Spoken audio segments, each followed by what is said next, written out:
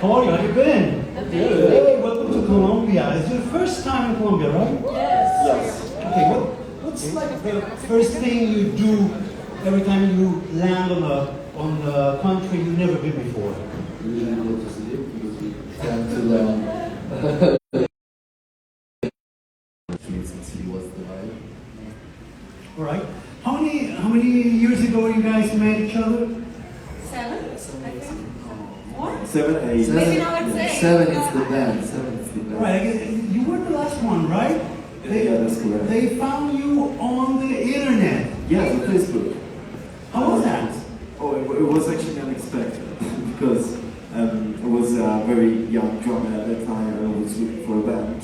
And there were these very big and huge group with a lot of musicians, like 15,000, all from Rome. So I was there as well. And when I saw the poster big poster about like they were looking for a drummer as well, then I like immediately go to her, and then we met, and then it was like love at first sight. And since the very first day we played together, we never played like not together. So yes, it was very magical, a very magical moment. All right, cool. And Victoria, I guess I read that you're the one who proposed the name of the band. Yes. How was that? It was because when we started playing, we were participating in this musical competition, and we needed a name, and the subscription ended like in a few hours, so we didn't have much time to think about it.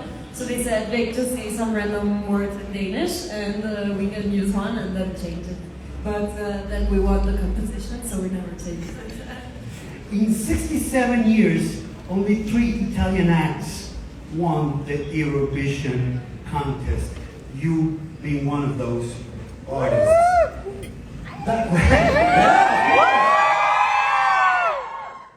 Feel free to applaud every time. I cheer and scream and do whatever you want. Was that the moment you guys said like, Jesus, we made it, guys? That was a great moment, but I don't think it's the moment where we said we made it. I think there's been a few moments where we thought like we made it, but like we're doing something great, and there were all live shows, because when we started, like after the Eurovision, we started playing in festivals all around the world, and that's when we started thinking that something was actually happening. Obviously, Begging was like the song that gave you the keys to open the door of the world. Why you guys choose that particular song? That's an old classic. What was going through your mind thinking, okay, this could work. We could make this work. You know, like when we started, we didn't have original songs, so we started choosing some covers to do, and at the time the Madcom version was very big in Italy, so we were just used to listen to it, and we liked the song, and we just wanted to do our version, and thank God we did it. Yeah, that's part of your first EP, Chosen, right? Yeah. Yes. And you also did covers of the Black Eyed Peas, the Killers, Ed Sheeran, I guess? Yeah, true. Right. So you started making covers, and now look at you. You're one of the biggest bands in the world. Congrats. Thank you. I heard that you record that song almost like the Four Seasons did it in the 60s. Like one take in the studio and just push rec and here we go. Yeah, true. Also because at the time we were like underage, so we were participating in Expectorate for like these laws in Italy. You cannot be working after midnight if you're underage. But we were working like in the studio until 6, 7. So when we went there, we only had like 3 hours to record it. So we were kind of forced to do it before midnight. And then that was the only one that was 18. You could stay at I was left alone till 4 in the morning. for them, yeah. Terrible experience. Okay, let's talk a little bit about your third album, Rush. That's, I don't know, in a way it's like your breakthrough globally. How was the process of recording that album? Well, it's there was a little bit more pressure than usual because, of course, it was our first global at the same time we thought, let's face it like if it was our first album. So we once again wanted to show as many sides of us possible. So we wrote a lot of songs together, but also we wrote some songs splitting and writing everybody on his own, also to try to embrace the differences between the four of us, because actually we are four different people and four different brains, so sometimes it's easy to work separated. I think this is the point when I don't agree with what the New York Times said about you being like the last rock and roll band, because I think you're past that already.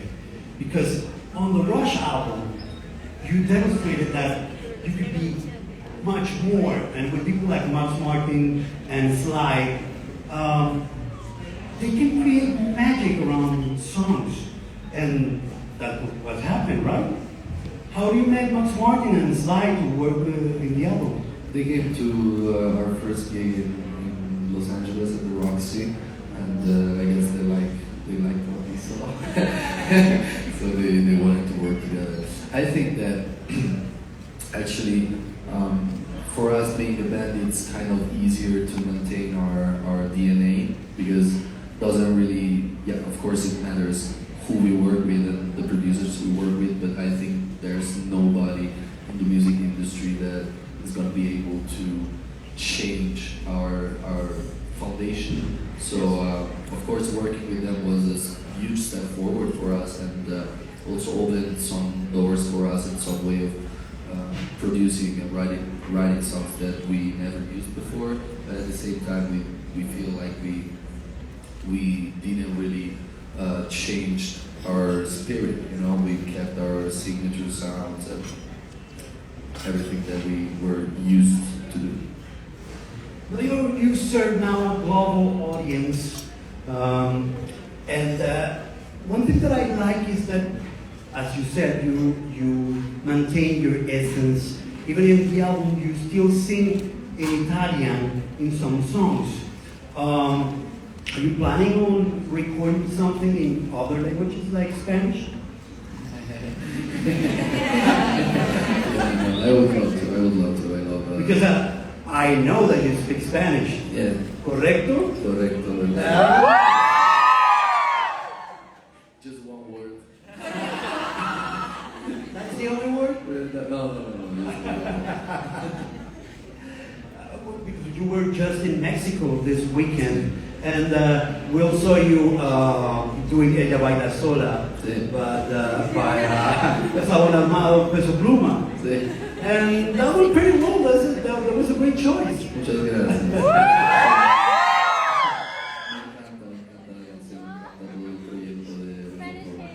Have you heard from Thank those you. guys?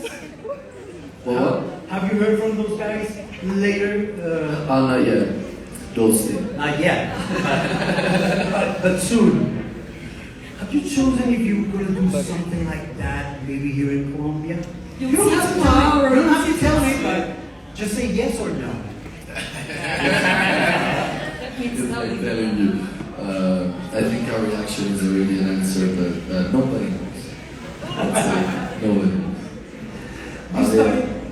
You started. I read that you started like playing on the streets, and now you're a global sensation. You're one of the few bands, Italian bands, that made that crossover. That it's so difficult for many artists to be seen and heard around the world. How do you see right now those times when you were playing on the street, and if you can do it again? I would not do it again now, because I mean what we do now is way more fun. But no, looking back, I think none of us would change any of the steps of our career, and playing on the streets was something that taught us a lot about how to perform and how to get the attention of the people, and in general how to be on stage. So I think that's a huge part of our music and of our performing in general. So it was a very great moment for us. How's the mechanic with the four of you, and in the moment that you say, okay, we need to get to work, we need to get in the studio, how do you guys work? Who writes, and how does it work? It depends. It really changes every time. We don't have specific roles or anything. It depends. If someone that day is more inspired or has an idea, we let them take the lead and we follow their ideas, and it really changes. So sometimes we can start from Ethan, from Thomas, from Anna, from me. We don't have any scheme. It's really like instinctive and we just follow our guts and what feels and sounds good in the moment. Yeah, I think that the good part of being a band is the fact that everyone came up with a new idea, and the guys can just follow him. It's the best part to be a band, I think. I know that you like to be alone and in silence to write, is that correct? Yeah, for me it's impossible to write while we're writing the music, so it's two separate moments. What is the thing that you, as a band, like the most of your performances on the stage? Each one of you can tell me what is the thing that you like the most. Mine is for sure Thomas' guitar solo. Now you have to say your favorite part is mine. Yes, of course. They are in love, yes. I think that I like the fact that our performance is pretty hard to find with other artists. We don't have many things on stage, many fancy stuff. It's just the four of us, and I think that the intensity that we put on stage is very hard to match. Not to brag, but it's just true. We believe you, yeah. We can't wait to see them tomorrow, right? I love the best moments of Vic, of course. Like, Vic, every time I watch on YouTube, like, best moments of Vic, the analyst before to stay. Every time! No, but yeah, and I also love the fact when we just jamming during live show, when we are just like natural on stage and we just feel the crowd, of course, the energy of the crowd, and we are free to the music, and that is the best part of our show. Besides what you do together, Victoria, you're pretty busy, right? Duran Duran is about to release an album this Friday, a Halloween themed album, and you're invited on it. Yeah, it was great. Tell us a little bit about that.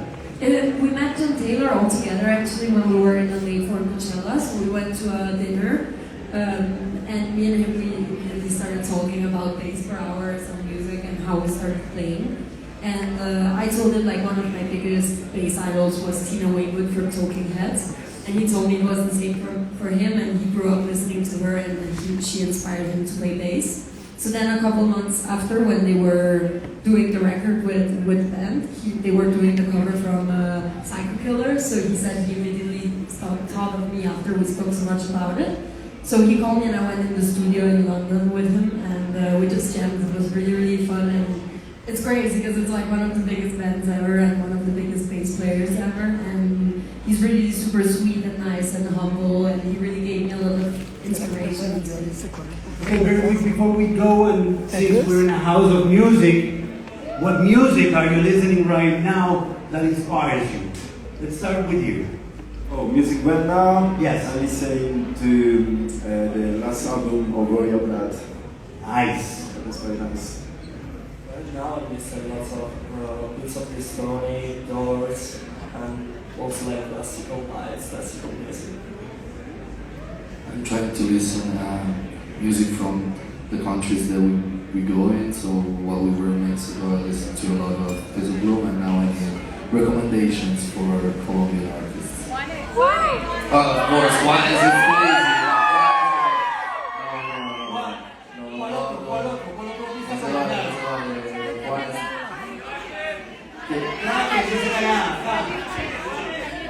What?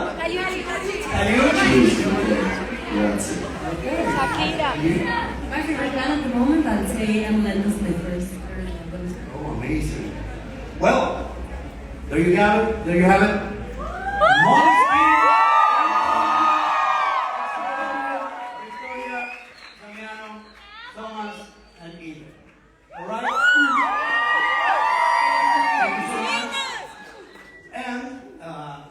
les dijeron, entonces, esperen un segundo para que con nuestros amigos de Spotify organicen para que puedan tener la oportunidad de tomar la foto, ¿ok?